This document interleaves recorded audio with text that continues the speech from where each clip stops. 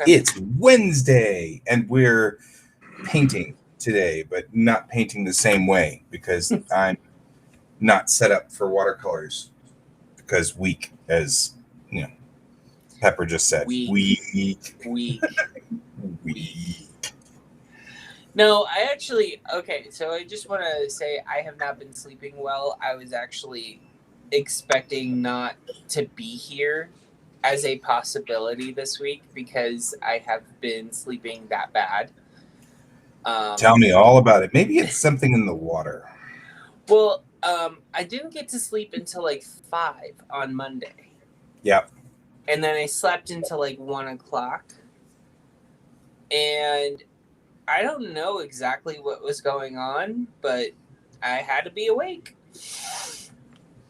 Yeah, I'm having problems with. I'm going. So we made a pact with the family that all of us were going to go to bed at 10, and so we all have been going to bed really religiously at 10 o'clock. But I don't know what the problem is. I'm waking up at like 2:30, and I can't go back to sleep. So that happened last night and the night before. So I'm running on 4 hours right now, 4.5 hours thereabouts. So that's why I'm not with it or together, is because like I got up and then started putzing around and doing stuff. And then I tried to go back to sleep. And then you kind of go back to sleep, but you don't really go back to sleep. Yeah. And so then my alarm went off at 8, and I'm like, really, all I really managed to do was just waste like 5 hours.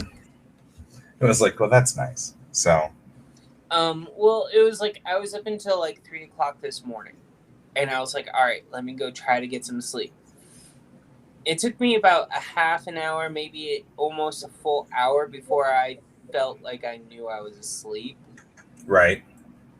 But that's like 30 minutes of hemming and hawing in a bed. Right. So it's like, it wasn't really exactly sleep up until I knew I was asleep. Right. And it's like, I don't know if we're doing this right. And how I know it was asleep is the next thing I remember is my alarm clock going off after I felt like, okay, this is nice. This isn't helping it. Yeah. Yeah. So yeah, but so today, in honor of the fact that me and Bill finished The Expanse and everything like that, I figured I would kind of visit Atomic Punk Jupiter for Watercolor Wednesday. Okay, yeah. Mm-hmm. Atomic Punk Jupiter, if you guys have been watching the show, was something I wrote up for a possible storyline. I wasn't sure why I sent it to you, but I was just like, I guess I wanted to like get confirmation that it was nice. Well, actually, I thought you were originally going to ask if I was going to join you. Yeah, well, I don't know. Like, I kind of want to see where this goes because I don't work in the sci-fi realm very often, and Atomic Punk seems very cool. It's a lot of fun, yeah. But also at the same time, I could like write everything up, and you could sit there and go, Pepper, this is shit. No. It happened. You know, Yeah.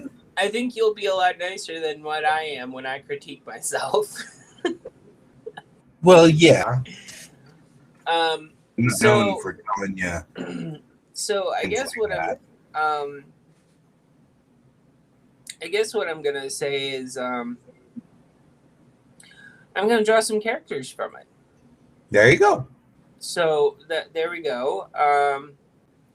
So obviously this is the whole entire story takes place on a. So for those of you who don't know, Atomic Punk is different than Ray Punk, which is basically very similar in the sense of like the world building and the artwork. The only thing difference with Atomic Punk, with Atom Punk, not Atomic Punk.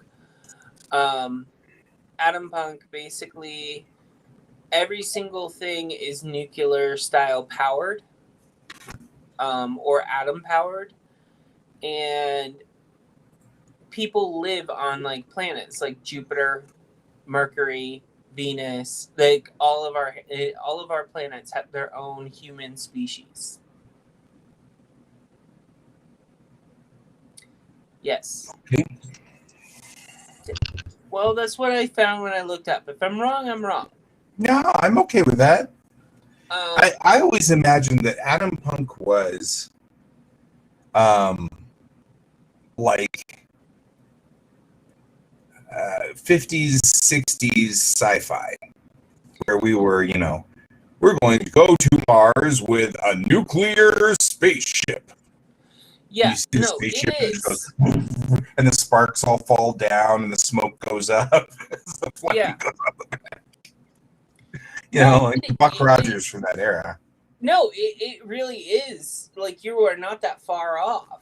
Right. The only thing that's different is like humans left. It also is like humans left Earth to go to different planets, and like some storylines, like there's this one that's basically female centric about a female crew of air gals, basically. Mm-hmm. And their misadventures of going through space and defeating criminals. I think that sounds cool to me. Yeah, like it's like completely set up so that you could actually adapt it modern day. But the lead character is actually the Princess of Venus. Which is not to be confused with Sailor Venus. Right. She does have blonde hair. It doesn't seem to work that way. Yeah, There was a card game that was very much like this. It wasn't a card game. It was a build game.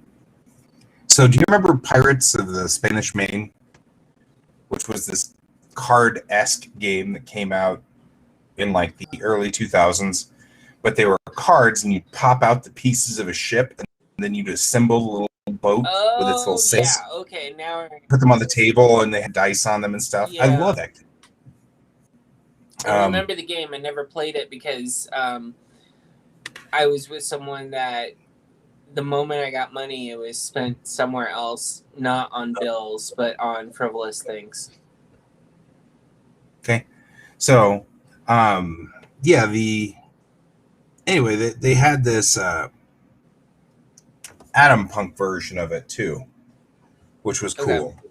So they had Martians and they had Mercurians and Venusians and then Earthlings. And they were all the different factions of the game, and you built the little rocket ships the same way. Little rocket ships came in little plastic cards, and you popped them out and you stuck them on there and stuff. So it was cool. So anyway, yeah.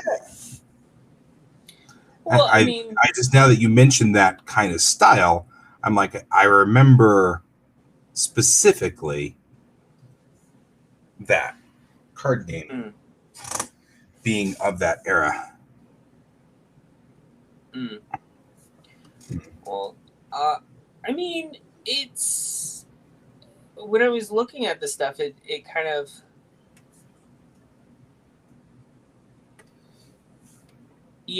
pretty much Ghost Hand.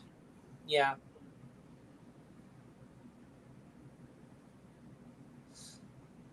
I know nobody who would ever do that. How many figurines in the background do you have? The good news is that I actually did not spend my tuition money on stuff like that, which was, although now that my degree has been nullified, I kind of wish I had spent my tuition. It would have been better spent. What do you mean nullified? My college was Westwood College. So they were convicted of fraud in like 2015. And so all of their degrees were nullified. So is it, well, I thought like usually for the people who went through the school and got duped by the school, isn't there a way to protest it? There is, and I'm in the middle of that protest, and It's maybe just taking a long time. maybe, yeah. I mean, okay. So I put in, so I still owe 65,000 in student loans from the U.S. government, and they're arguing right now. Actually, they've been arguing for years because as soon as I found out about it, I put in a protest with the Department of Education because, of course, what had happened was I tried to go get a teacher's certificate, and you have to have a bachelor's degree in order to get a teacher's certificate. Yeah. So I went in there, and they said, "Yeah, you can't get a teacher's certificate. You don't have a bachelor's degree." And I'm like, "I do have a bachelor's degree." I know, because I'm still getting pestered from Navient because of my bachelor's degree. And they're like, "No, you don't, because Westwood College was not accredited when you were in school." And I said, "They told me they were accredited." That's what they got disbanded for fraud for that. Yeah. And she's like, "I'm so sorry, but you actually do not have a degree. You'll have to go back to school and get a 4-year degree." And I'm like, "Oh, well, that's nice." And then just rack up yet another 65 grand in student loans. So I put in the protest, but that was back in 2015. Then Betsy DeVos decided that was not a thing. She was not going to allow schools to waive that. It didn't matter that was a fraud. It didn't matter that we couldn't use that degree. So, yeah, I know. Everywhere else, the universities are public and free, and because an educated populace is a free populace. And for some reason, our conservatives do not believe that. So they believe that being uneducated is the way to be free somehow. Well, the thing is here in America, it's kind of flipped. So your trades actually cost less money to actually get a job in, or basically to get training on and get studied up on. Trade schools don't require you to study English while you're still in school. Main difference between the U.S. and other countries is a lot of other countries, you go right into your field, you start studying right away. And here in America, you have like these courses to keep up with, like college algebra, college English, college this, college that. Well, actually, all of those are important. Like, okay, so first of all, I had to have those to teach in Japan. When I went and taught in Japan, I had to have a degree. And since I went to Japan before they decided to nullify all of Westwood's degrees, I could use it. But that's exactly what they were looking for when you teach. They want to make sure you have college algebra and college English and college this, that, and the other. That's a U.S. requirement. It was a Japan requirement. Yeah, well, Japan is, their educational system was actually originally set up similar to America, and then they changed over time to be something much better than America. But yeah, I'm not saying you're wrong per se. I just don't know if it's necessarily. I'm not sure that's necessarily. I'm saying from my experience of going to an international college and having to talk to my classmates, they all basically were confused to the living daylight, to their knowledge of why they were taking courses that they took in high school that they believed that, like, in their own countries, you won't see those classes. You won't see remedial classes. You won't see the like different types of classes like that are outside of what you wanted to go to school for. Oh, okay. Is what I'm saying. I was under the impression that was actually one of the hallmarks of. Good morning, Colton. Hi, Colton. Yeah, see, that's what it should be. So that was the argument I was having. Ghost Hand's talking about this here. That was the argument I was having with somebody online, because they were saying, "No, we shouldn't make colleges free. That's just, there's what you should do is just accept the fact that you don't need to, that not everybody needs to go to college. And I'm like, that's fine, except that I have to have a degree to get a teacher's certificate. I mean, that's just the way it goes. So as long as I want to be a plumber or an electrician, it's okay. And there's nothing wrong with being a plumber or an electrician, by the way. I'm just simply saying those are ones where have a pathway in that it's trade. You can do the trade schools, or you can just apprentice under a master electrician or whatever, and it all works. But if you want to be a teacher, which is what I'm actually good at, then you have to have a 4-year degree. And therein lies the rub, So Yeah, I am sure that here we could probably have public or private school teachers that are maybe end run around it like they do down there. But I know that public school won't allow that. So I couldn't be a public school teacher, which is really where I'd rather be. Private schools, the kids are pretty well off. They're in pretty good families, yada, yada, yada. It's the public schools where you have to help the kids, and I'd really want to help the kids. So the public schools are where I'd want to go. And as a former private school student, you're not that far off. Right? However, we were poor. We just had to go there because my grandparents wouldn't watch us if my mom didn't send us to private school. Right? But, I mean, it's one of those things. My wife and I both kind of wanted to work with kids who were at a disadvantage and help them get an advantage, Yeah. That was sort of what we were both into. And she could get her licensure because she went to Colorado State, which was a legit university. I, on the other hand, did not. And so I get to start all over again from the very beginning. And I'm not sure I'm up for the task anymore. We know we're not up for it financially. So. Not going back to school? Yeah, we don't have the money for that right now. Yeah. So. I mean, I went to a rare thing in America for my schooling, for my first schooling. I went to a school that was purchased by the Art Institute, and they purchased it because my school was accredited, and they were able to spread the accreditation to the other branches of Art Institute. You lucked out because apparently Art Institute's also being examined at this point. Yeah. Not all locations, just certain ones.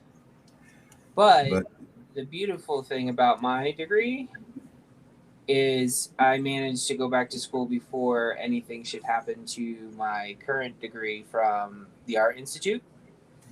Right. And I got my master's degree. So they can't take that away from me. Yeah, once you've got your master's, it doesn't matter what your bachelor's was in. Yeah. It's actually something I kind of regret because, of course, I didn't go back and get my master's. And I should have. But, I mean, that one's not, you couldn't possibly tell. There's no way you could have known that, no way any of us could have known that the college would stop being accredited. Yeah. Yeah, exactly. And that's exactly the truth, Colton, is that, so if that was what we were discussing, was people going into the military because they need the money for college, and things like that. That's where things get to be kind of unfair. If you join the military because you want to join the military, that's great. That's awesome. You want to risk your life for your country and things like that. That's up to you. That is totally your prerogative, and it's absolutely legit. But if you risk your life because you need to get a college degree, then there's something wrong with that. You shouldn't have to risk your life for that. And that's what the argument was. And what's happening is that people don't realize that I run into this a lot with people who argue, especially politics. It's well, it shouldn't happen that way. And they say that like it doesn't happen that way. You know what I mean? Mm-hmm. Like, well, you shouldn't have to go to college. Okay, except that I do. I mean, you can say should all day long, but I can't get a teacher's degree without a college degree.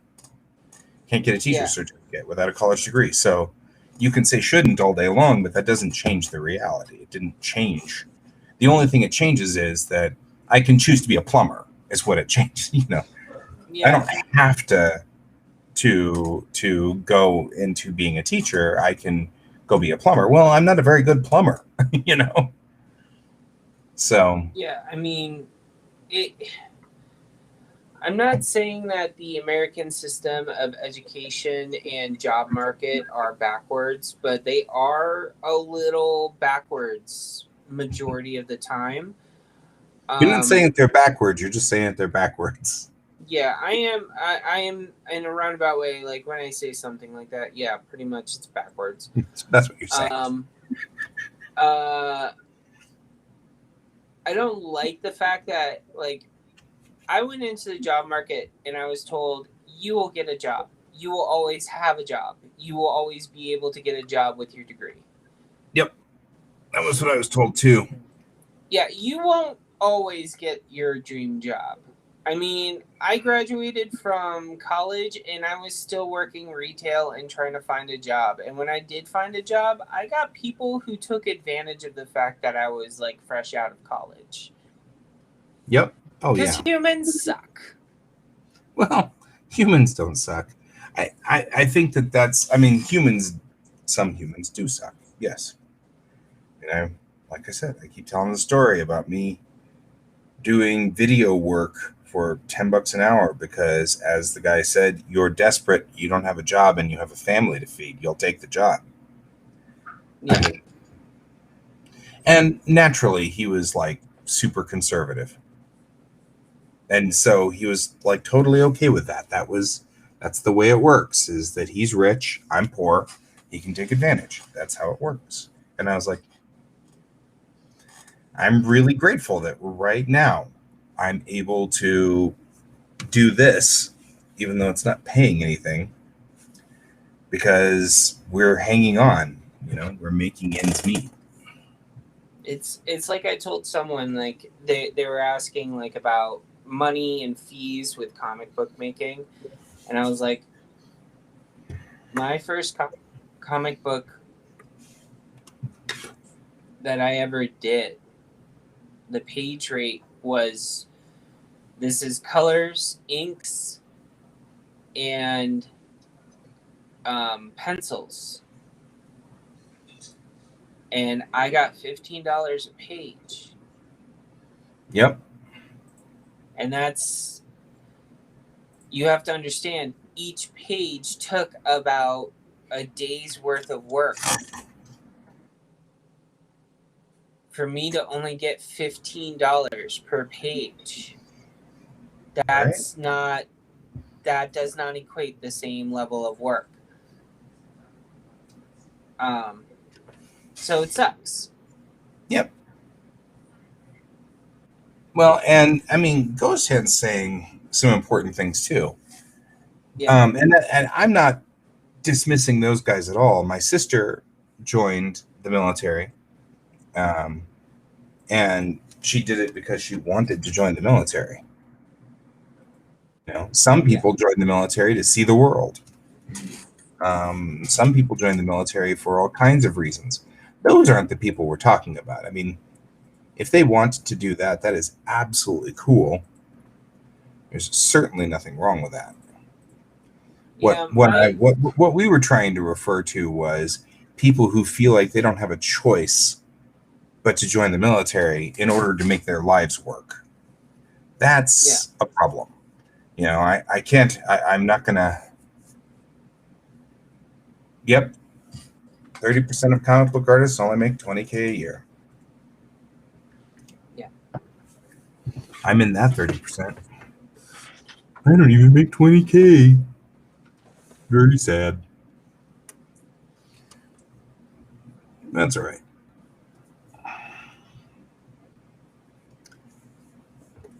So yeah, I mean, and that's the kind of the argument I was in with these guys was because of course they were reading it as knocking the military or knocking anybody in the military or saying that anybody in the military, and I'm like, no. There's no, we're not knocking the military. We're just saying that some people join the military and risk their lives so that they can make money for college. And they should be joining the military and risking their lives because that's what they want to do. You know what I mean? That should be something that they chose to do because, you shouldn't have to risk your life to make life work. Yeah.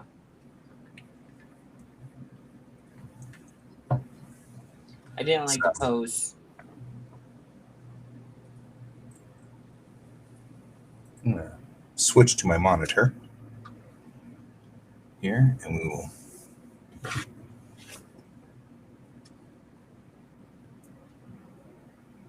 Yes, I hear, though, that military dentists is one of those things that I think would make your hair stand on end. Ghost hand. American military dentists, yeah. From my understanding, yes. Well, I think that it's just the doing dentistry on ships while they're at sea, or having to do field dentistry with a whole bunch of soldiers. I'm just saying that it seems like seemed to hear that it was a hair-raising sort of experience. That's all.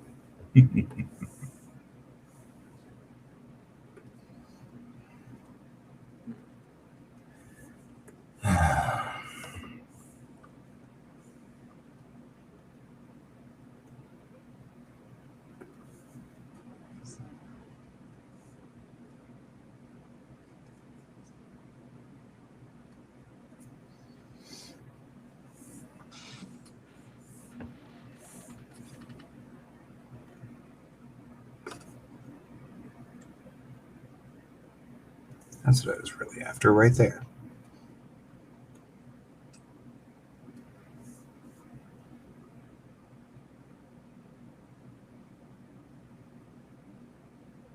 Huh. You know what? That means that you just got a better military than us.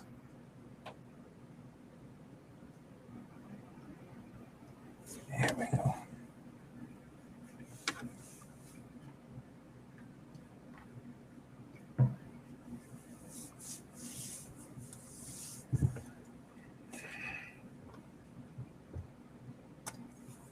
All right.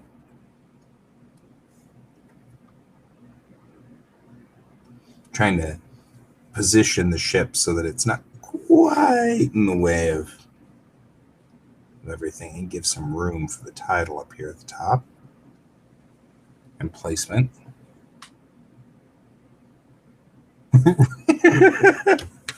I have a friend who lives in Canada, and somewhere along the line, she and I were talking online, and we were making statements about the Canadian military.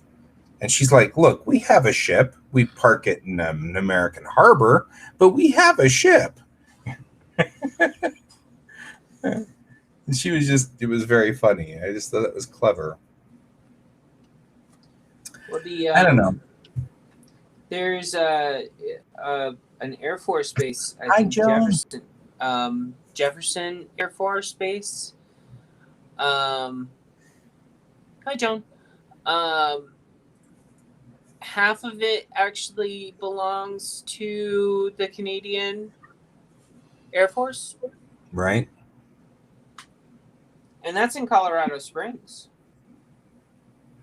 Yeah, yeah, yeah. Well, it's one of those things that's interesting because I think by just the nature of media, we only hear about American military. And so you never hear about it. But I mean, like Argentina got into a fight with the UK in the Falkland Island over the Falkland Islands, and that fight lasted for quite a while. I mean, so Mm-hmm. and you wouldn't think that Argentina would be like this huge, military powerhouse, but clearly they're big enough to fight off the UK for a while.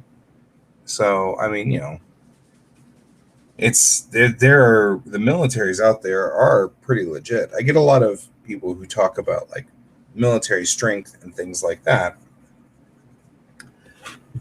I mean, it's kind of difficult. I've got, we're now everybody's worried about the Chinese Navy, and I have to explain what blue water Navy versus brown water Navy versus green water Navy is. A lot of people don't understand that concept, so it has to become sort of a thing. Because of course the Chinese, everybody's doing the Chinese are going to kill us. They've got 500 ships and we only have 200. And I'm like, yeah, but all 200 of our ships are blue water. Only like 50 of the Chinese ships are blue water. And blue water ships are ocean capable. I am out of the loop on what's going on with that. So, blue water means that they're ocean going. Green water means that they have to stay within sight of land, and brown water means that they're river protecting or inlet protecting, so they don't have the capability of going out to sea. Needless to say, we have the Coast Guard, which is our green water and brown water Navy, and it's separate by law. That's the 1876 Posse Comitatus Act that we put into place. That they're separate factions because they're the last defense on our coastlines. Yeah, but it's actually the other direction that was all about. Because there was an ancient war between George Washington and Thomas Jefferson over this one. When we first established the country, Jefferson wanted no standing army. He wanted us to just have militias. And that way, the government could never use the army against the people because King George, the UK. Do you make airbrush prints, Pepper? Huh? Brent is asking if you make airbrush. Airbrush paints. Airbrush Unfortunately, paints. I don't make airbrush paints. I'm sorry. Oh, I totally agree with you, Ghost Hand. The Falkland Islands are such a nothing thing to fight over. It was ridiculous. I don't know if that was a red herring. I don't know. I was unfortunately too young at the time to really kind of understand what the problem is. But yeah. Needless to say, because if you count all of our Coast Guard cutters and add them into our U.S. Navy, we have far more ships than China ever did, but nobody puts the Coast Guard in because they want to drum up the fear. They want everybody to be afraid, and I'm like, I got better things to do with my life,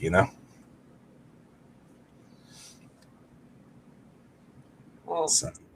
my whole thing is I just grew up where if you can't figure out on how to do things peacefully, we shouldn't be going to war right away. And that's that. That's basically the mentality I grew up in with my mom's family. So yeah. The Argentinians are still, you're right, Ghost Hand. They're still mad about that. Actually, the UK is pretty bent out of shape about it, too. I don't know. British seem to be, I don't know. I don't know what you mean. The British are British. That's what they are. They're just British. I say that, by the way, with lots of love. I have some very near and dear Brit friends, and so I say that with some serious love.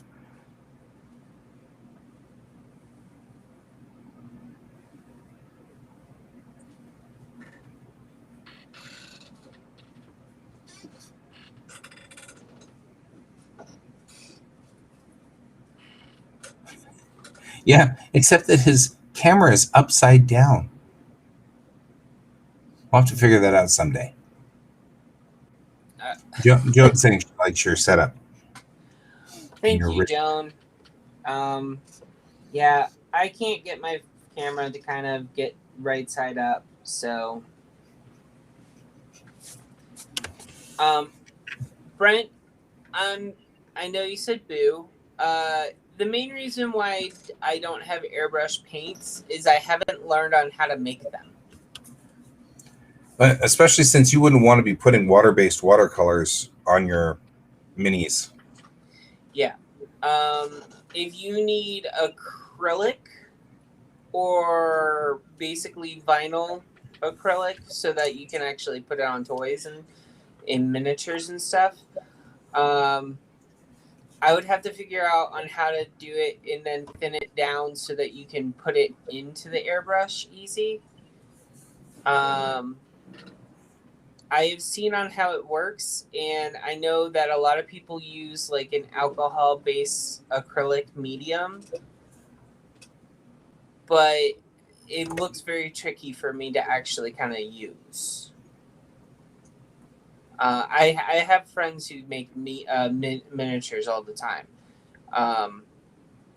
and they like show me their supplies with pigments and stuff, but they've never actually they've never told me on how to make the airbrush stuff. Right. So I've actually seen them make the acrylics and stuff like that. So I think I got so getting back to the subject at hand of why we're here. Why are we here? Pepper, why are we here? We're trying to solve the answer of why we're here, because 42 wasn't good enough of an answer. I guess. What do you get when you multiply 5 by 6?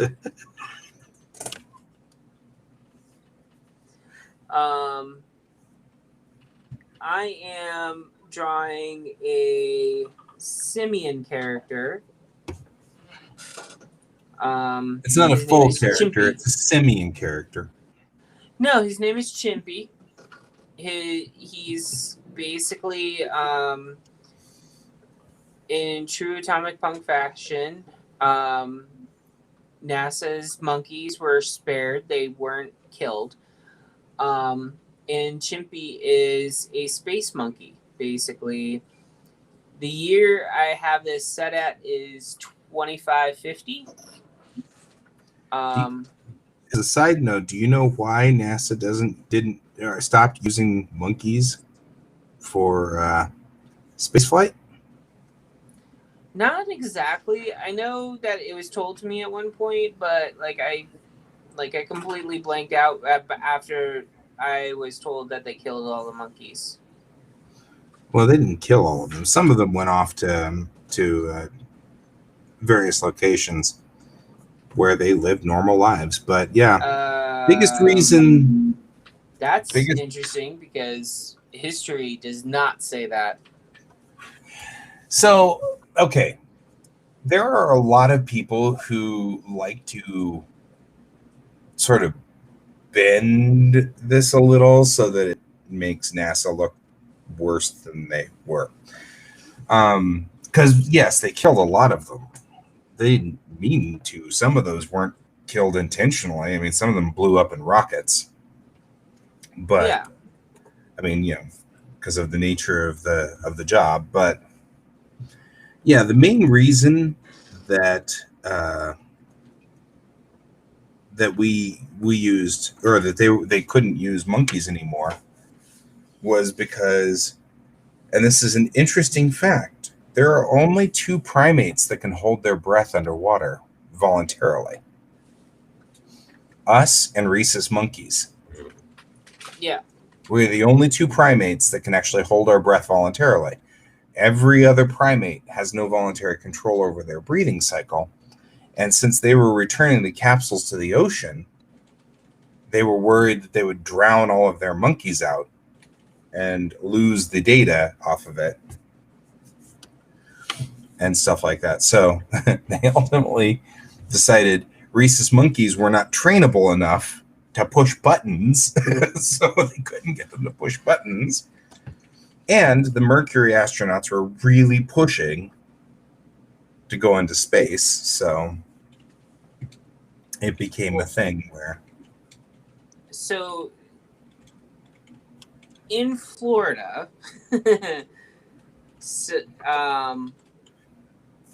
now this is basically how I grew up being taught. Everyone knows there's a NASA station there. Still is. It's more like... Oh man, Leica's story kills me every time. It's yeah. Anyways, according to them, the monkeys that were held at NASA in Florida were all killed. They were all euthanized. I'm not saying you're wrong. I'm just saying that a lot of them. Well, that's... I'm not, and I understand what you're saying. Like, I just want to point out that there are parts to our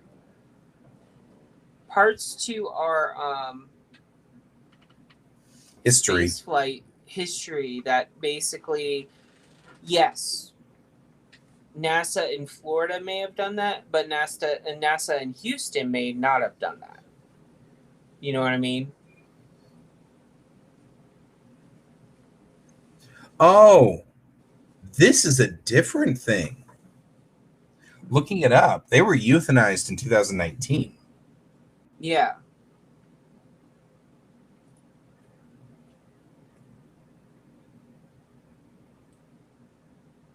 Huh.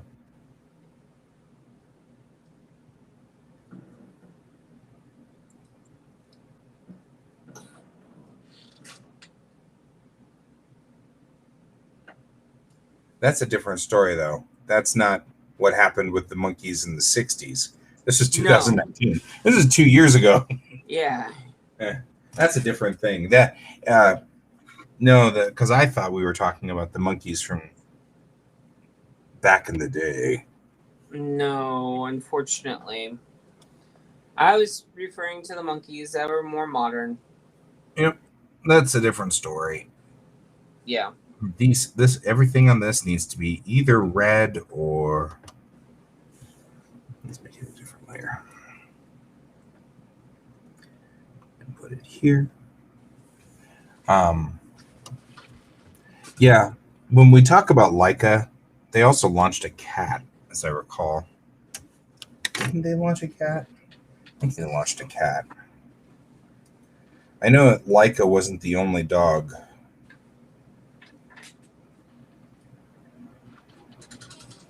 I just want to point out that if you launch a pet cat in space after you've tried to train it, it's not going to still do what you want. Yeah. Because it's a cat.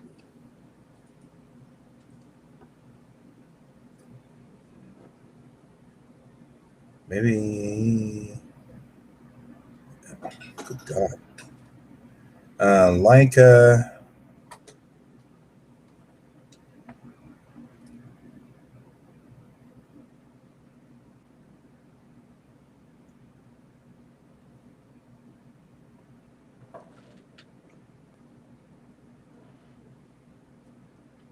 Yeah, because I was curious. I know that cats do what they want. It's true.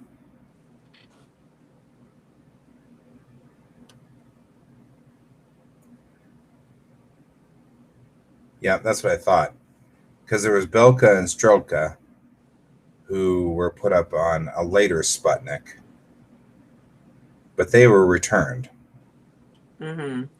And they were accompanied by a rabbit, 42 mice, 2 rats, flies, and several plants and fungi. Everything survived that flight. Strelka went on to have 6 puppies. And one of them was presented to Kennedy by Khrushchev in 1961.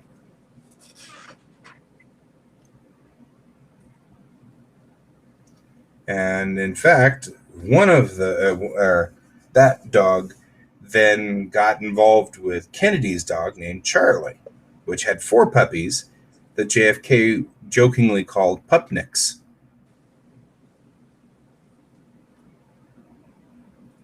Wow.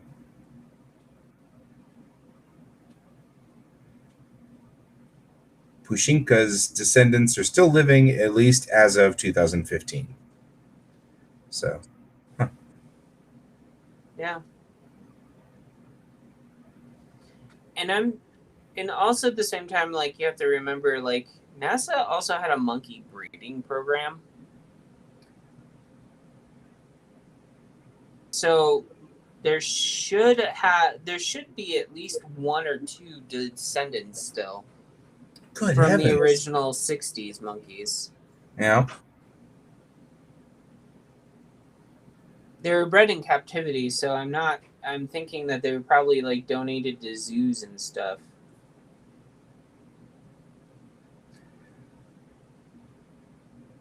Chernushka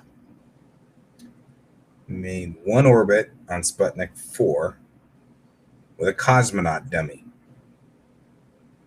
who the Soviets called Ivan Ivanovich. The dummy was ejected out of the capsule during re-entry and made a soft landing. And Chernushka was recovered unharmed inside the capsule.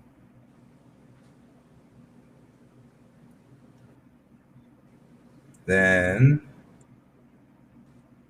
Zviadzdochka, wow, made 1 orbit aboard Sputnik 5 with a wooden cosmonaut dummy. The dummy was again ejected because they were still trying to figure out which was better, stay with it or stay without it. Both were recovered successfully. Veterok was launched with Yugolyok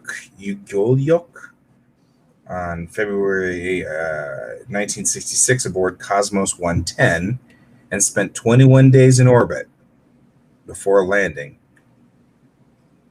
This spaceflight of record-breaking duration was not surpassed by humans until Soyuz 11 in 1971, and still stands as the longest spaceflight by dogs. So really, only Laika was the only fatality in the Cosmonauts dogs one, right? Seriously, you gotta tip your hat to Yuri Gagarin. Well, I will say that most cosmonaut programs seemed more successful at keeping their animals alive than Americans. Well, like I said, there was a very aggressive animal campaign. I mean, Brent is actually referring to sort of an offshoot of that, where Matthew Broderick had to save the monkeys. For a long time, we were testing things on monkeys because they were the closest to us, like DNA wise. Yeah. And so there was a very long time that they were doing that. But it wasn't just NASA, it was like all of science. They still test on them. Big Bang Theory actually kind of touched base on that, the fact that the practice is still done. Mm-hmm. I think it's more ethically followed now. It's not necessarily like it once was. Sure. And of course, if you watch Big Bang Theory, you will know that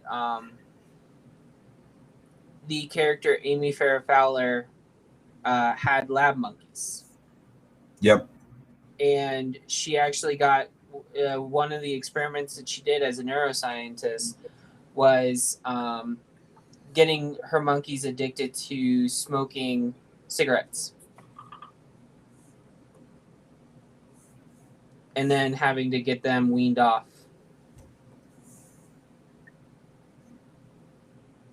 Yeah. Right.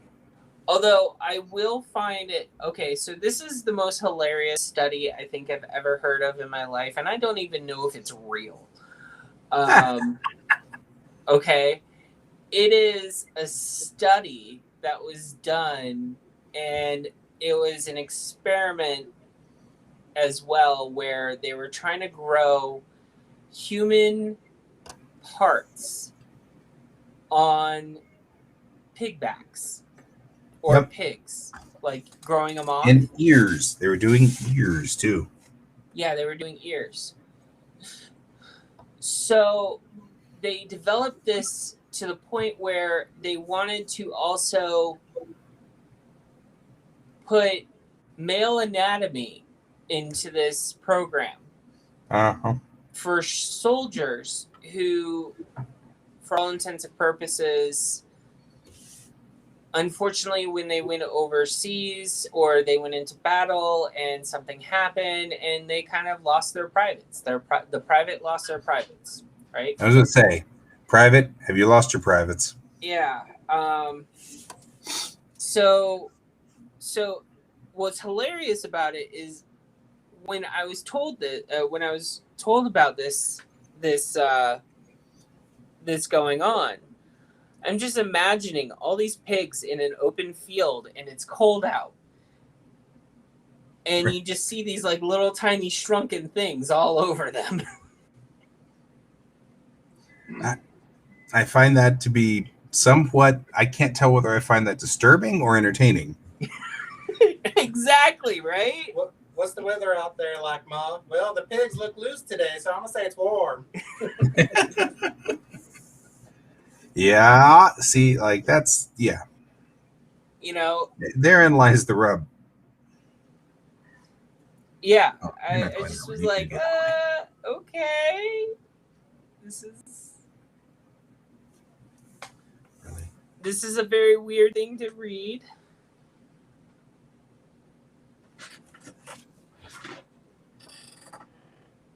But the reason why I was reading it was one of those things for like LGBT type style things where they were trying to say that the applications could also be put towards transgender rights. Yeah. And basically having a homegrown male member so that they make them feel more. That was an article complete. Where they would take a sample like of the brother's DNA or whatever and grow a new one. Yeah. For the sister that's transitioning. Yeah. That makes sense. Into a brother. Yeah. That makes some sense.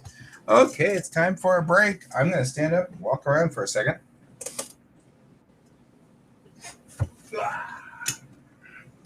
Everybody should stand up and stretch.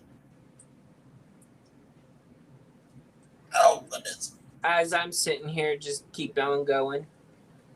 Well, I'm also discovering, I think this chair and this rig is actually really bad for me. So I actually am doing the standing up and stretching for my own good. So there's that. I'm going to walk around for a second. I'll be right back.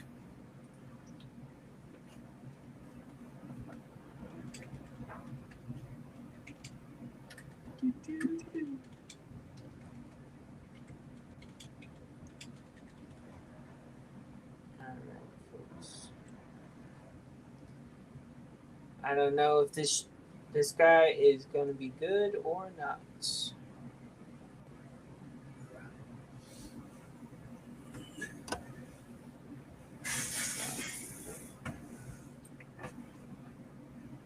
Okay. So, anyways, the reason why the whole monkey and everything came up was I was trying to also talk about the fact that I'm drawing a character that I've named Chimpy. That you're monkeying around? Monkey. Yeah, well, Chimpy is a descendant of one of the U.S. space monkeys. Ah. And he has modifiers so he can talk and he can be more human, but it's also 2550. The species has evolved to be more human-like, or at least the space-faring monkeys. Right. Like they kind of like they had like kind of like a forced evolution to work in space and go and be traded. Like they're still traded, in the sense of like they're trained officers of space stations, and the United States the United States, when in their history or timeline, I'm thinking like they are now intertwined with a global government. And so the global government took a whole bunch of monkeys that they had kind of done this forced evolution on and gave them to other planets as a show of goodwill in treaty. Okay. So, yeah, that happened. I was to say, here, we will give you a bunch of monkeys that you can use. Well, it's also Jupiter, so it's like they can't, like, none of the monkeys can actually step foot on Jupiter, so they have to stay on the space station. Right. Did you see that article about those? I don't know if it was apes or gorillas in the jungle are starting to get smart to the traps that Yes. the poachers have, And they're literally, disabling like, the traps. Yep, and they're protecting like tourists. Like they'll actually jump out and prevent them from getting trapped. Yeah. I thought that was really I'm like, cool. This is how Planet of the Apes begins. Right?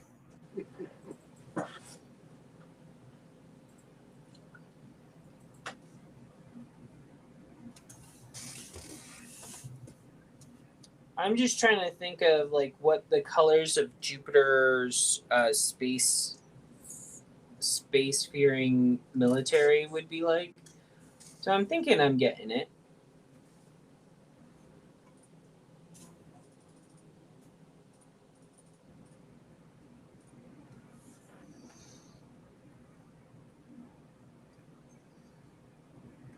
Although if I was a monkey in those cases where there's traps, I think I would be sitting there going, maybe I should just watch and see if one of those stupid tourists actually walk into it. You'd be like, wonder if these monkeys will kill themselves. Stare, stare, stare.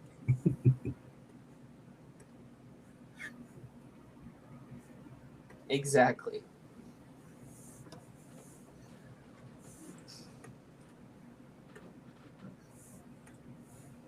So. Yep. Yeah. Yep. We're just saying. We're not saying, but we're saying. I agree with you, Brent. The guy's chair is probably at the end of its life. It needs to die. Not necessarily. It really does. Just Well, maybe this be particular modified chair has already it broke right off the bat, and that made me really aggravated. Like right after I got it, it broke, and I was like, really? Oh, that sucks. So it's been kind of one of those things. It's like not really heartbroken getting rid of the thing. Yeah. So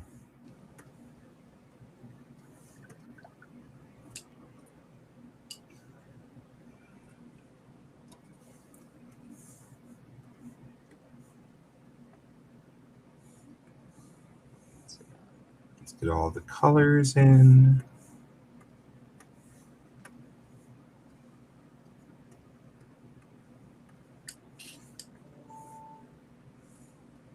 Okay.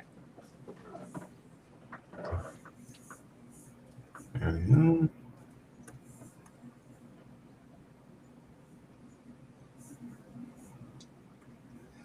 La la la. I'm sorry, Brent. I didn't realize you had to give up your chair and desk when you moved away. Yeah, actually, I do believe my kiddo has a better chair than me. It's sad. I like his Not chair. It's really. cool. Sounds like a typical parent thing to have happen. Yeah.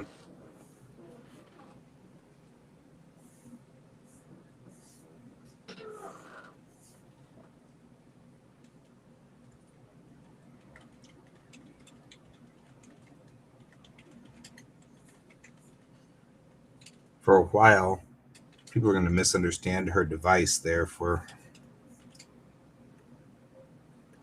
she's got a thing that looks like the badge from Star Trek, but it's not. It's just the commander's Oh, I thought for a second, I device. thought you were about to say that you accidentally drew something that looks like Jeff Bezos' spaceship. Yeah. Which, by the way, does look like what it looks like. They all do. I mean, really, to be fair, 'tis the nature of the beast. You know what though? I like the Bezos, but I do like the crazy other billionaires. Okay. I was actually just saying that rockets, by their nature, are phallic. Well, no, the Tesla rockets, if you actually look at them, they're all like based off of real designs from like sci-fi. Yeah, but they're also phallic shaped because, like, I all know rockets. that, but they're not like outright like phallic. They're phallic-esque. Whereas, like, I'm sorry, if you look up these rockets, they no. Okay. But like right now, between the two men that I have just mentioned, honestly, I'm starting to believe that they are trying to recreate the whole feeling of Glomgold and Scrooge McDuck in real world scenario. Like, one of my friends like posted something, and I was just like, every single time I see these two in a meme, I just picture Flintheart Glomgold and Scrooge McDuck in one of their wacky billionaire competitions. Like, I really do at this point.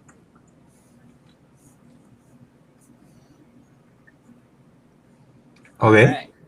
I'm okay with that. I drew a sketch of Chimpy the monkey. I like it. You'll have to hold it up to the Yeah. camera. So, here you go. I like it. For those of you who don't know, these are characters that I made based off of, like, if the Scooby-Doo gang had children. So, there's that. Yes, I made Fred and Daphne have a set of twins. Daphne, the son is colored in the form of Daphne, and their daughter looks like Fred. So, Velma's two kids basically are either adopted, but I'm also thinking that she may have had one. I don't know yet.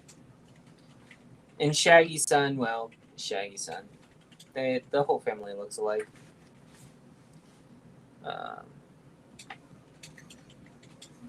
Okay.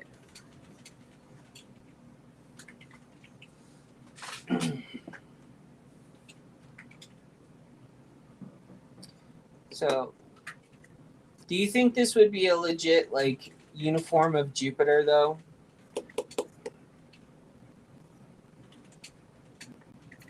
Redesigned my uniforms just recently to make them a little bit more realistic, but that doesn't necessarily. I don't know if that fits when you're talking about Adam. You know what I mean? Well, it's also a monkey. Like I'm trying to put a monkey in a monkey suit type Right? deal. And not to be confused with the tuxedo. Like I'm talking like a military monkey suit. Like I'm how just would saying. you? Huh? I don't wear monkey suits. I'm just saying. Oh well. But how would you like put a monkey in a suit and expect them to take it on and off? You know, like what would you do? The forced evolution, by the way, gave them tails again, prehensile tails. So, how's that going for them? I don't know. I think I'll Doing probably. the thing from Spaceballs. Hmm? Do the thing from Spaceballs. Lifting up people's skirts. I'm a Mog. Half man, half dog. I'm my own best friend. Man, I miss John Candy. Right? We were talking on Geek Tank. We were talking about Robin Williams. I was thinking about that too. Yeah, there are so many people that basically were like, "Oh, I saw the signs with Robin Williams and everything," and I'm just like, so you were close to him? Right?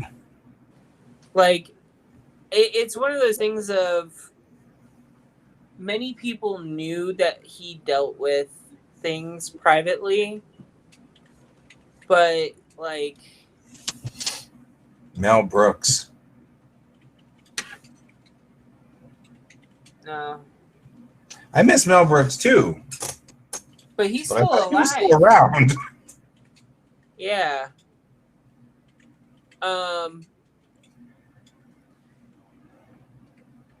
I'll be. Although I feel like, yeah, my God, he's 95 though. Yeah, I mean the last thing he did was Hotel Transylvania. He played Adam. He played Adam Sandler's character's father.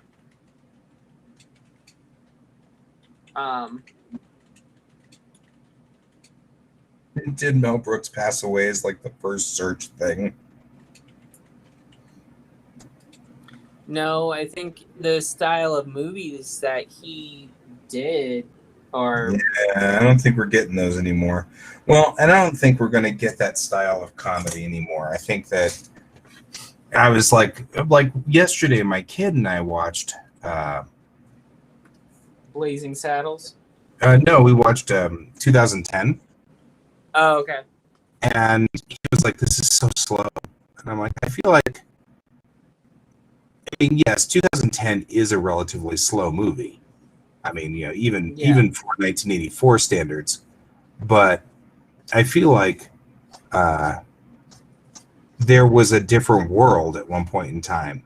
I think even if you watch like faster movies, they're still slow in comparison. So it's kind of like, but 2010 is such a good movie.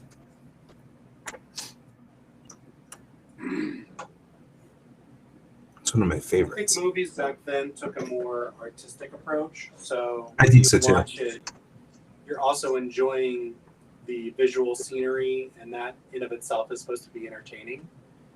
But today it's more about the action and the story and content. So if that's not being, then it seems slow because you're not taught to appreciate the vistas and the views and things like that. Right. I agree. I think that's, and especially if you watch a movie like 2010, that was one of the things that I was noticing, was that they intentionally stretched out the first part of it so that you were building tension the entire time. Mhm.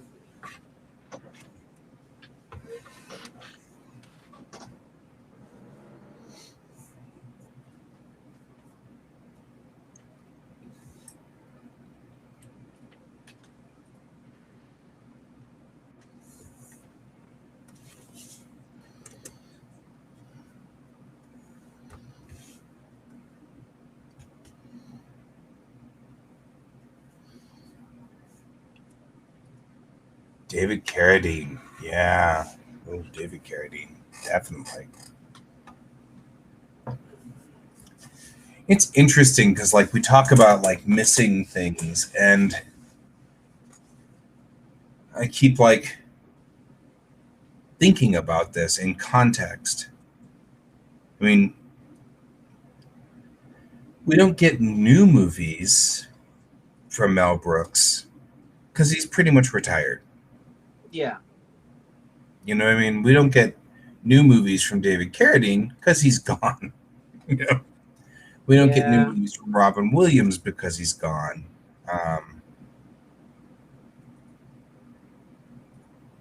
But the old movies are still there.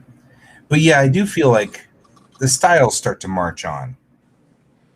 Yeah. I mean, if you watch, for example, The Three Stooges, it's still funny. There's still stuff but it doesn't reach like it used to. And It's so, not, I believe the phrase is called it has not aged well. right. They did, I mean, you know, Charlie Chaplin's movies. I mean, you could still appreciate them, but you definitely have to be cognizant of the context. You can't just throw Yeah. my 11-year-old at it and get it. You know what I mean? Right. And so I think part of the mourning that we have is that these really brilliant people that made movies, that made things that were influential in our lives, stopped. And now we know that, you know, our next generation, the generation after that, they're not going to appreciate it as much as we did, you know? Well, it's kind of like someone asked Mel Brooks about Blazing Saddles and his movies. Yeah. And Mel Brooks even said that his form of movie making is outdated. Yeah. He can't do his brand of comedy because his version of comedy it just won't work Right. in our society right now. Will it ever again? I don't know. But again, when you watch these things, you have to put, like you said, historical context, like what was going on during the time. Yep. Yeah. You have to look at it in context, and it doesn't I make will sense. agree with that, Joan. I will agree with that.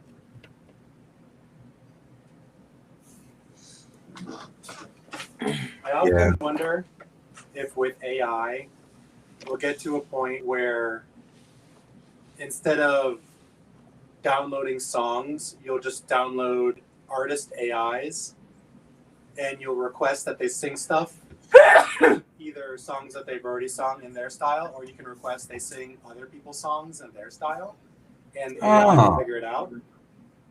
And the same thing for like TVs and movies. Like, could we eventually get like a Robin Williams AI?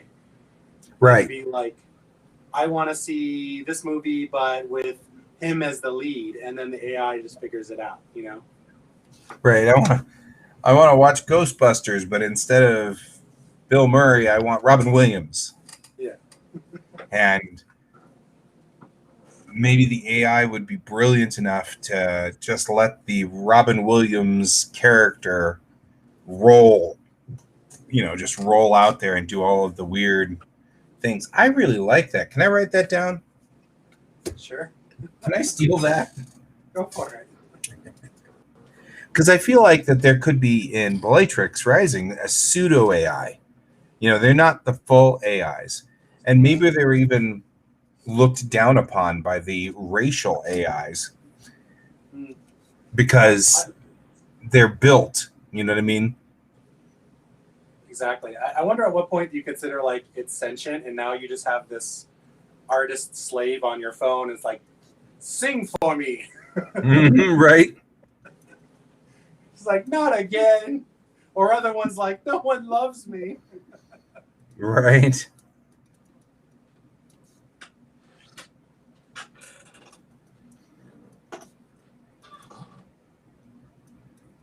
Not only that, I mean, if you've got, like, let's say someone brought a copy of all of Robin Williams' movies with them when the Exodus of Earth came, but only like 4 of them. So the AI is very limited on what it knows of Robin Williams or something like that. But these pseudo AIs could be interesting because you could have the main character, Alex. She's coming from the 21st century, and maybe she's taking solace in watching these AIs reenact. In fact, that could be television. You know what I mean? Like the script is, if you're watching, you choose what you want to watch. So you choose to watch Friends, but instead of all the characters, you have the AIs playing, Robin Williams and Bill Murray and, whatever. Yeah, so Joan, in the Bellatrix Rising story, the story, this is what I'm working on right now, there is a race of people that are AIs. They had a war, they declared independence, they create themselves now, so the next generation of AI is built from the previous generation of AIs. So what Bill is talking about is effectively AI slaves. So the AIs wouldn't be hot on it. But if they're not sentient, you can't really make an argument that they deserve to have the same rights. So it could be a very gray area. You know what I mean? Like really kind of gritty and difficult morally to navigate. It would be like giving the Vulcanoids rights. Right. And if you don't know what Vulcanoids are, they're Japanese pop stars that are AI. Yeah. And they're not, in fact, the Mentakans from Who Watches the Watcher in TNG. Exactly.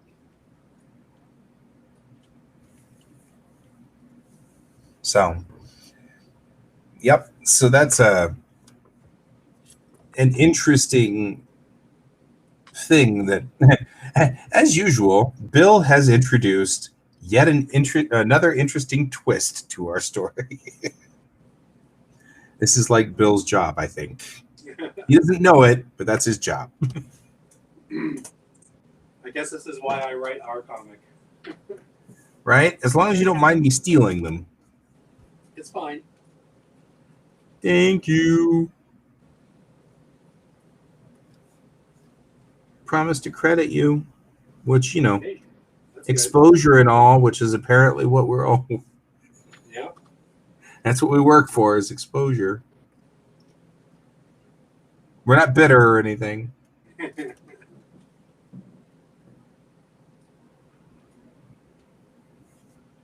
we go. Which reminds me, we need to get chapter 2, part 1 up on Amazon. There we go. All right. Bros help bros. It's true. See my Facebook post. Yes, I did. So if speaking of Bill and being the writer, he posted something on my Facebook wall this morning And sometimes I really do feel this way about him. Talking about, like, basically the writer of a comic is sitting there talking to an audience and saying it costs the same if I write that a whole fleet of spacecrafts drop out of warp, or like basically these very large elaborate schemes, Right. and then goes, it charges me the same for an artist to do that and just have it versus two people just talking in a room. And then the artist is looking at him in that panel, and then the next panel, he's screaming, "I will kill you." Which is funny because I actually have the reverse. Because I use 3D models for my spaceships. If the writing involves like 40,000 spaceships, I can just clone my spaceships all over the place and stick them everywhere in the 3D space. And it renders them out. And and then I could do like multiple panels from that by just moving the camera around, And then all I have to do is draw the little lines of pew pew pews going on. Pew pew pew pew pew pew pew. And that's all I have to do. So for me, it's actually more irritating when the writer, which is, by the way, me, decides to have like all of the main characters sitting in a conference room having a talk. Because that's a lot of work. But when like all 12 ships decide to get into a big battle with one another, that's a day's worth of work. I can do 2 pages in a day on that one. It's like, yeah. But man, they sit around the conference room and yammer at one another. That's going to be a page a week. It slows me down a lot.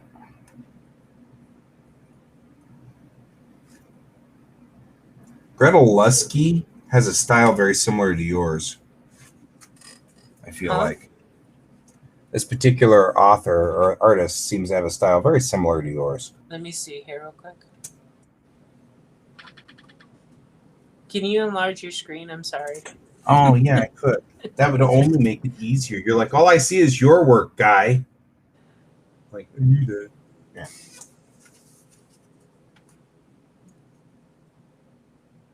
This is very similar. Okay. So can you just like enlarge your screen? Take my screens off and put it on yours. I'm sorry. Making this hard. Yeah. Yeah. There we go. Now. So this is from and it doesn't help any. My camera is focused way in the background. But yeah, I mean, like, I feel like her style is very similar to yours. Does she do comics? She's let's see. Who is she? Argentina illustrator who works in animation, moved to the comic book industry. She works for DC, Marvel, IDW, 3D Total, and Netflix. Well, there you go. Okay. So yeah, I mean, some of her work very different from your style, but cool. Yeah.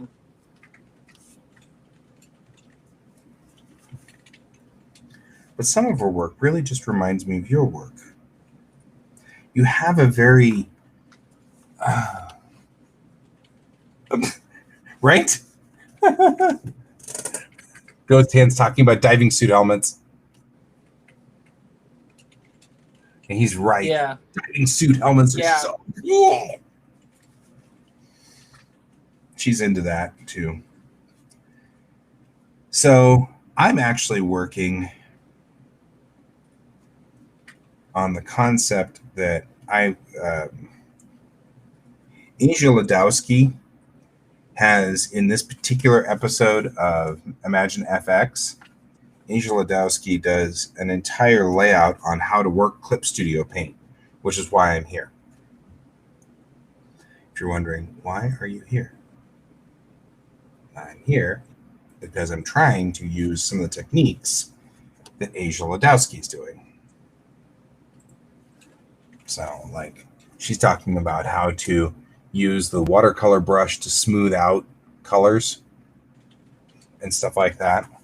Uh-huh. I'm going to try that today. That's what we're going to try. I like when they show like without the layer. So the layer underneath everything, and it just looks like this mess. And it's like, it's Yeah. cool.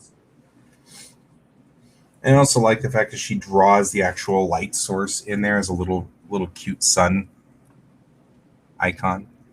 Like, where's I your know light a lot of source? people that do animation that like for their rough drawings or idea drawings they do that. Mhm.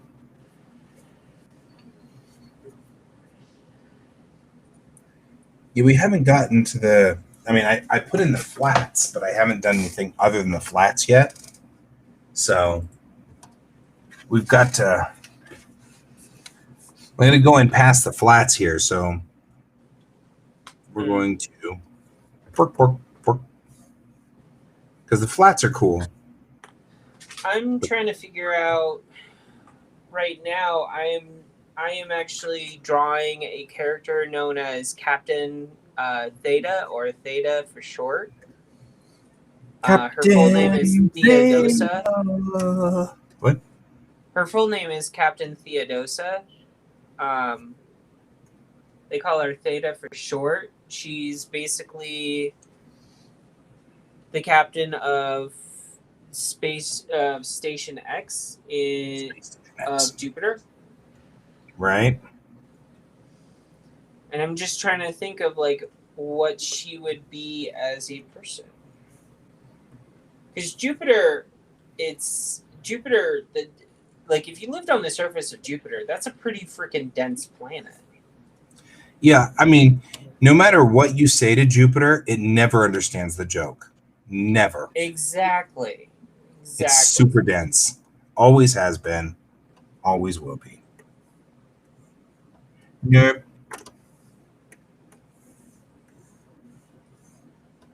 Okay. I'm going to take this layer. We're going to take a yellow marker. I'm going to see what I can do about putting the light here. I think that's great. Actually, Chimpy is not that far off from the Atom Punk I'm looking at. Okay, cool. I just don't have him in a helmet. He's on board on Space Station X, so he's not outside. Okay. But I'm not making Theta like the typical Atom Punk girl. So. Well, that's part of the fun of playing in this universe. Mm-hmm. Is flipping the script, you know. Well, I'm like thinking like, okay, she's a captain of a ship, so she has to command people. The story takes place with her two newest cadets coming up to train. One basically is used as a political pawn. The other is actually wanting to be there. Right. You know, like, and she's seasoned. She's been there for a while. She's, you know, she knows on how this works. She knows she's getting these crew members fresh. They've never been in space. You know, she's been there for a while. Like, why would I give her a figure that wouldn't work in space? I was actually just talking about the character. Oh, okay. Like flipping the script so she's not like static, you know, whatever would be the classic Atom Punk sort of thing, you know. Classic Atom Punk is like hourglass figures for all females. Yeah, that's what I was saying. You're designing the look. Yeah. I was talking about damsel in distress, you know, always needing to be rescued, yada yada yada. Yeah. Flipping the script on. Theta is the one that you want to have her rescue you. You don't want to try to rescue her. Right. Like. Well, that's what I mean. Is like that's what's so cool about flipping the script. Yeah. You get to do that. She you don't want to be you don't want her to have to be rescued, because if she gets if this character gets rescued by someone else, she will be rescued not willingly. Like, no, she won't. Right?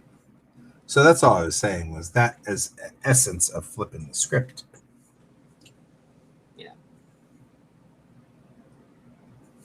So I'm going to use, specializing on Asia Ladowski's concepts here, using a much softer brush in here to give much more of a darkness to this, the shadow in here.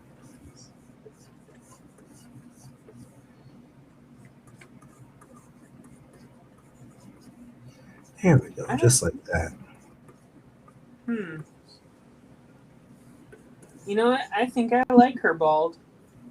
I don't know why. Uh-huh. I was gonna try to draw some hair, but it doesn't look right. Sometimes that's just the way it goes. Yeah. So there we go. These aren't the final characters either, so like I'm just kind of like where they're at in my head right now, drawing them. Sure. Yeah, that makes sense.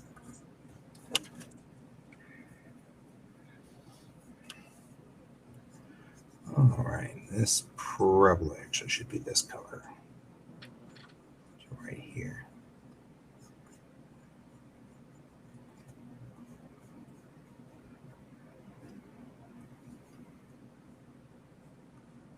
There we go. I'm just matching around the sides of her face, getting some of the contours in here. Sweet.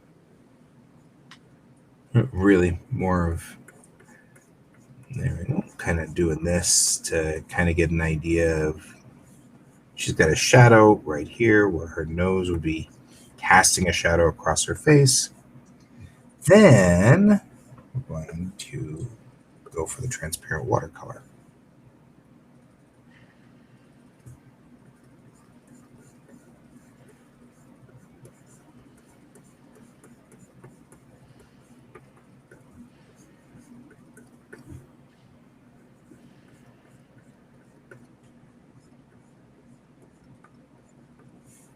There we go.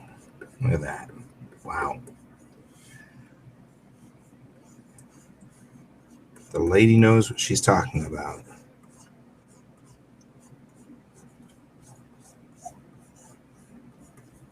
Well, did you ever doubt it? No. Not really. It was more of a statement of respect, less a statement of, not belief, or of disbelief. The wow comes from, hey, look, my artwork actually looks decent. Not, hey, look, she's right. So.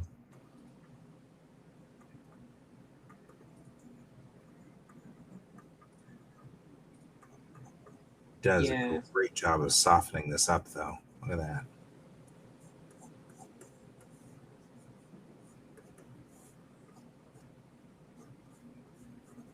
Oh, I need to tell you, coming up, I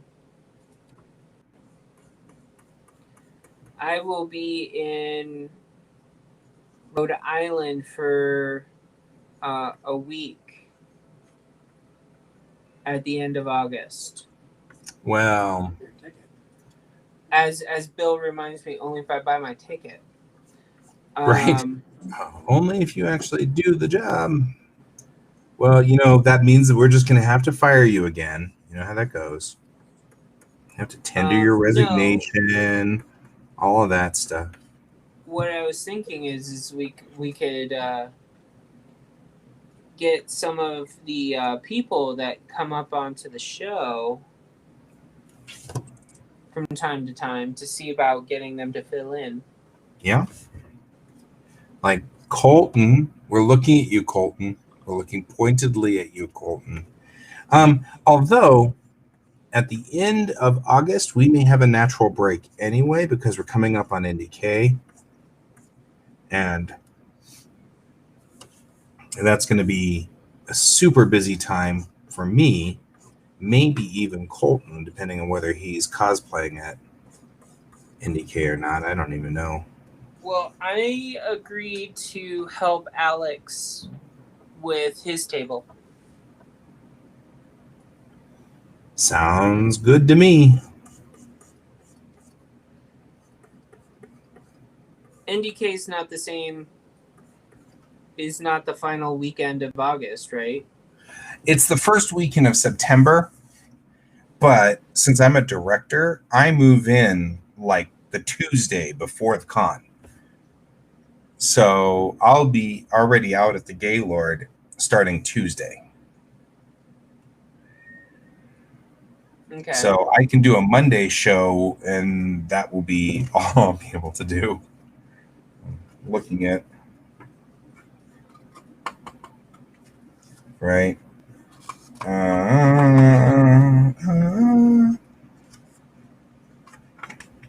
Yeah, starting. So at 8:30, I'm going to be 8:31. So on the 31st, I'm going to move to the Gaylord.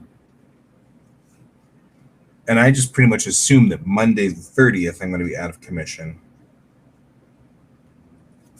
And I'm not sure what I will do about the show. I don't know if I'll continue to. Well, we haven't had a pause in the show since we booted it back up. Right. So.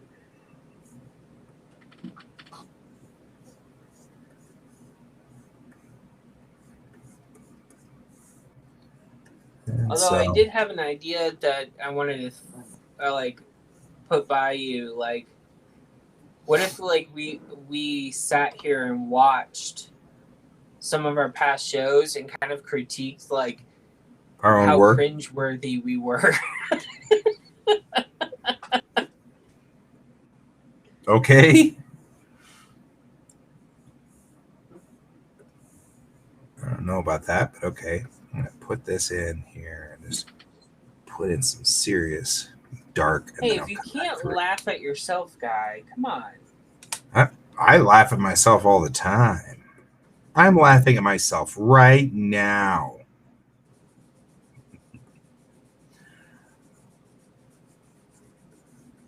Yeah. So, okay, I'm just putting in I know some this may heavy not shadow. be Jesus. Right here. Kind of give it some sort of heavy shadow work, and we'll come back in a second with that. Now that I'm fond of this watercolor brush, we'll do the watercolor brush trick. Here.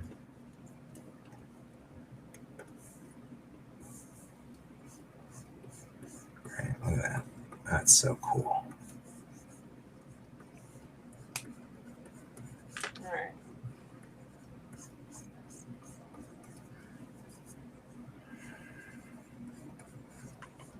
There we go. Look at that. Ooh, that's so cool.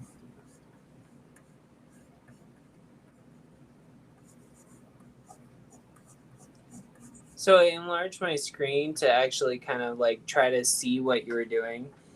And because of the comments being on one side, and then like if I enlarge my screen on the iPad, for some weird reason I get this weird bar that still shows me talking. On the left side? Yeah. And it's like annoying because now I can't really see what you're doing. But if if I put it down, like I barely see your screen. Huh. Like that is kind of disturbing.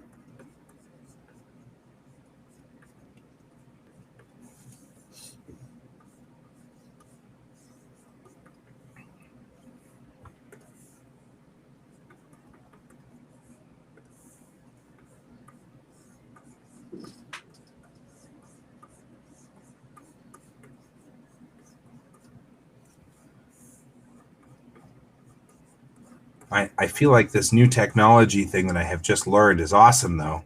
Just saying. The technique? Yeah, this technique of using the watercolor brush.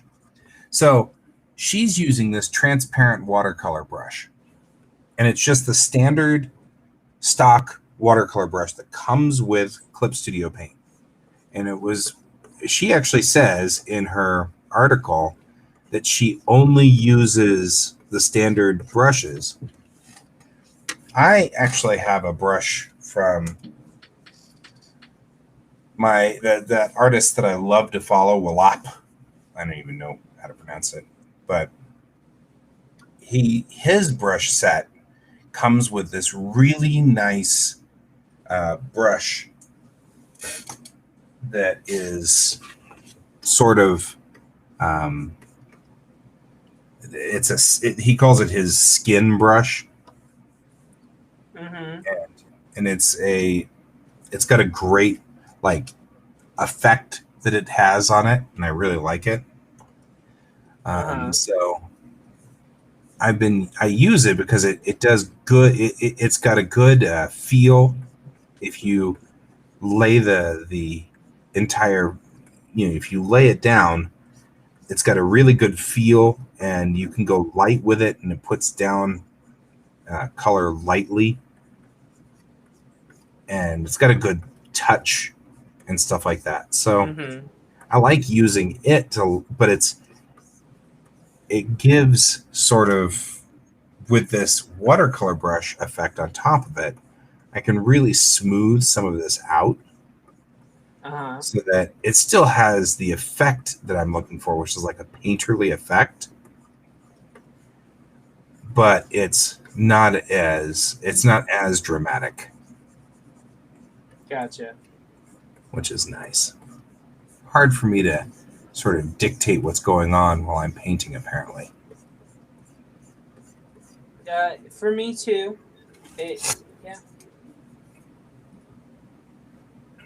Yeah. So that looks pretty cool from a distance.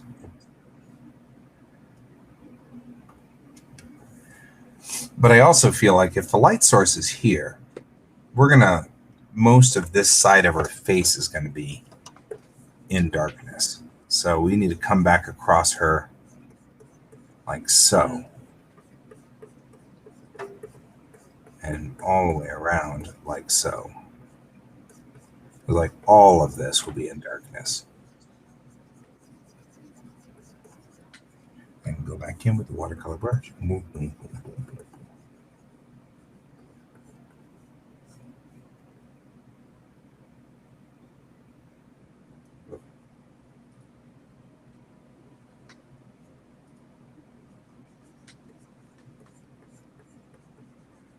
So we'll just smooth this all out.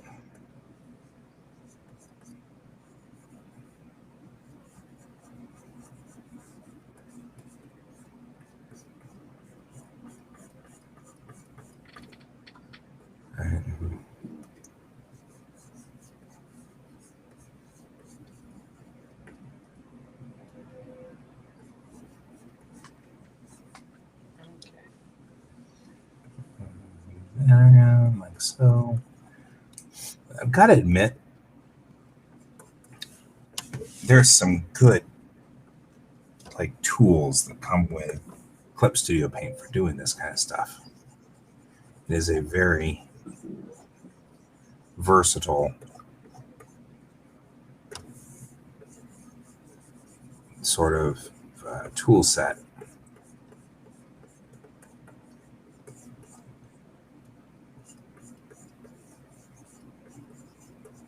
There we go. It is, however, apparently taxing my computer system. There we go. I feel like that's better. I mean, knowing the light is sources right here and everything like that. So I feel like this is much more reasonable. Let's go in here with the brush. Get tighter in here and just kind of.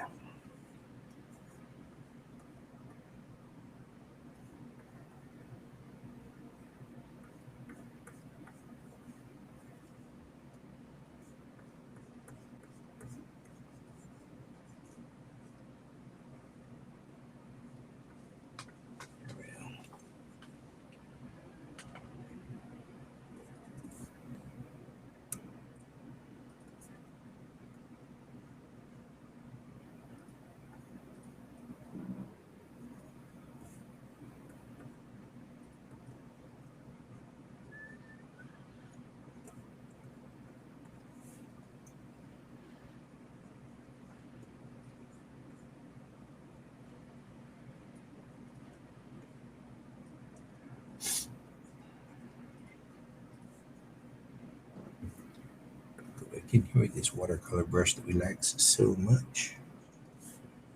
Let's clear this out. Well, one of my favorite watercolor makers in the Netherlands is starting to sell watercolor paper. Huh. Yeah. Such concentration. Wow, such concentration. Although it is cool because of the artifacts that are going on with your camera. When you paint, it looks like you're moving the center section around like jelly. It's kind of cool. I mean, I know you're not, but it looks like it. If I were to take this and do multiply, ooh, that was dramatic.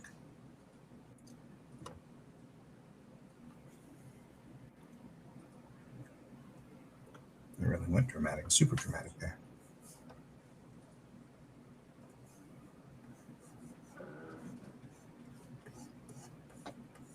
Who would have thought Kaput Mortem was like such a good choice for a spacesuit color? Right? I am liking it. Like, legitimately, I do like this color for this.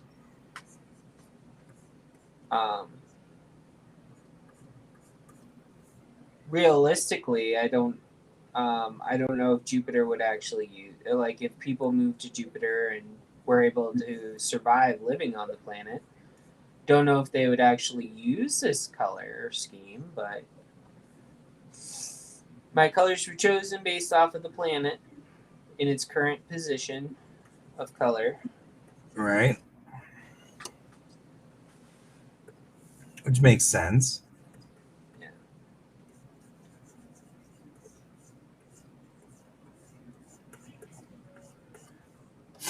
There we go.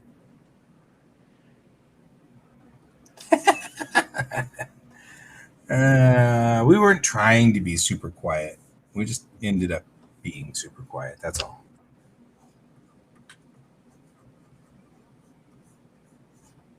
We're painting, Colton. It's that paint concentration, man. Paint centration. It's a thing. It is.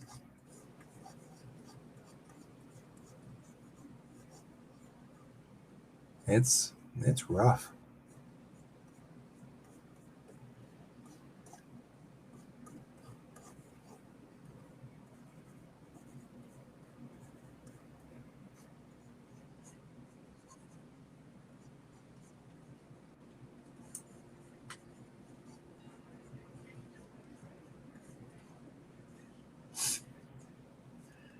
Yep. Nothing like working animation. That was one of the things that made me know I was supposed to be an animator. In college, we were like doing animation for a project class, and we had a I had a buddy of mine over, and he and I set up for stop motion. And we were going to do the kind of the Monty Python thing, you know. Mm-hmm. So we'd set up this Monty Python-esque stage, and we went and printed out all these pictures in black and white and then hand colored them, then cut them out so that they could do all of the Monty Python sort of, you know, things. Yeah. And so we set up this rig where we had a camera and a stage with lights and, you know, this whole thing. But the camera was not, it was a point and shoot digital camera. And so it didn't have like balance control. And we didn't catch that till later. So some of the pictures it took were brighter than others. Yeah. But we sat there, we set the rig up, we went and got dinner down the street, came back, whatever, lunch, I guess we got lunch. Came back, closed all the curtains and the shades so we could control the light as much as possible, and started working on it. And at some point in time, we finally get like all the pictures in and everything like that. And we realize that it's 5 a.m. And we just kept going because it was just so cool. This will be so cool. It'll look neat, And we were just totally blown away by the fact that it was the next morning. We're like, okay, well, that happened, It was just so funny. And I was like, well, and I didn't even notice. I was like, okay.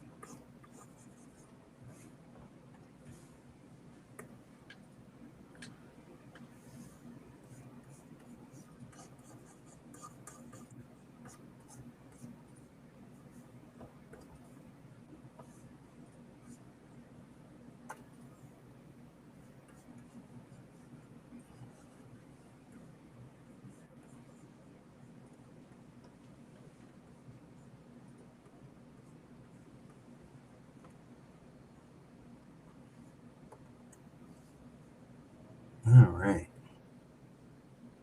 Do you know what Star Wars series I would like to see happen?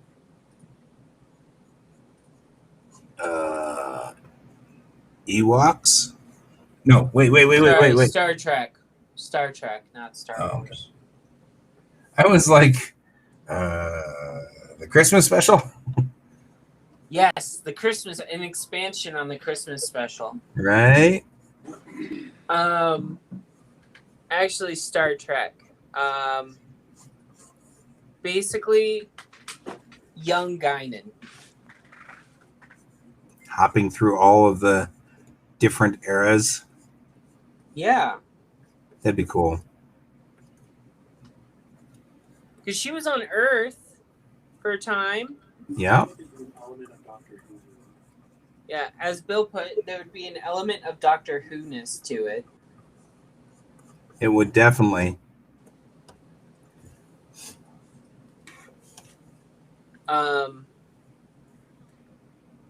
Because like you have the episode where she was friends with Mark Twain. Yeah. What else did she influence? Did she influence Orson Welles with his work or anything else?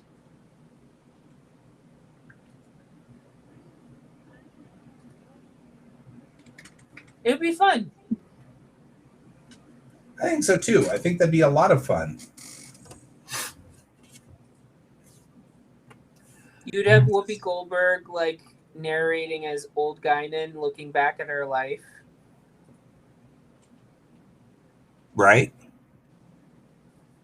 You know. Agreed. you would get to see her reaction, like watching one of the planets that her children were on being taken over by the Borg. Yeah.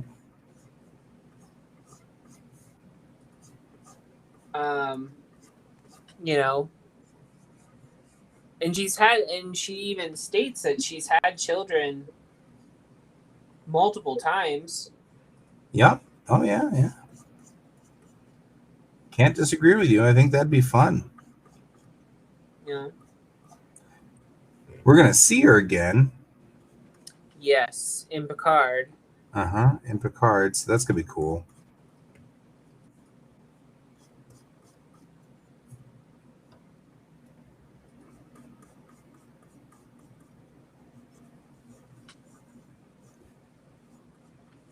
You know, they should also bring in Dr. Crusher at some point. I keep thinking that too. I mean, there should be at least something about finding out what happened with Beverly. Even if it's just Will Wheaton reprising his role, saying that Beverly passed away. Or something. Theory, she's supposed to have married him and then got divorced and then be running her own ship. I mean, they already showed that when he was split into 3 time frames. Yeah, although one could argue that all good things, that timeline could have been crushed or collapsed. So one could argue that. Yeah, because in those split timelines, whatchamacallit, Deanna Troi was dead and stuff. So yeah, and she's clearly not. Because she's with Riker. Although giving them Riker and her only 2 kids, honestly, I can see them having more than 2 kids. But that's me. Is that some reference to her quadrupling her sex drive as she gets older?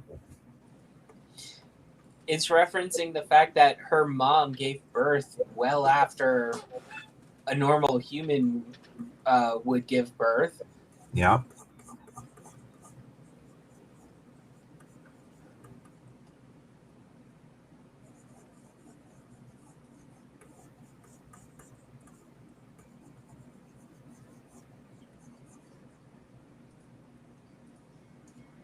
Okay, so Captain Theta is done for right now.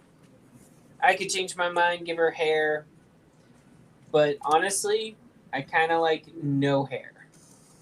No hair. No hair is cool. Looks like our show's over, though.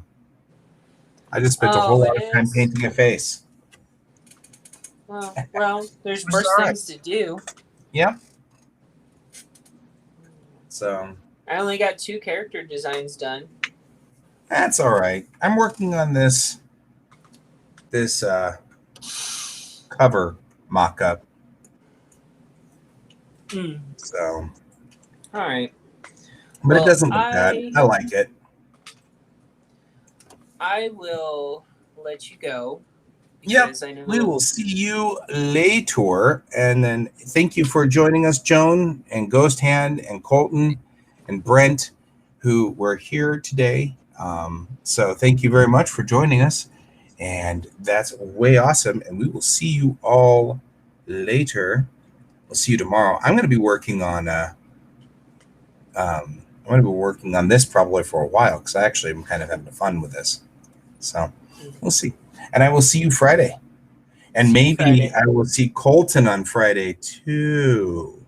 Maybe you'll see him tomorrow. Or me. I don't know.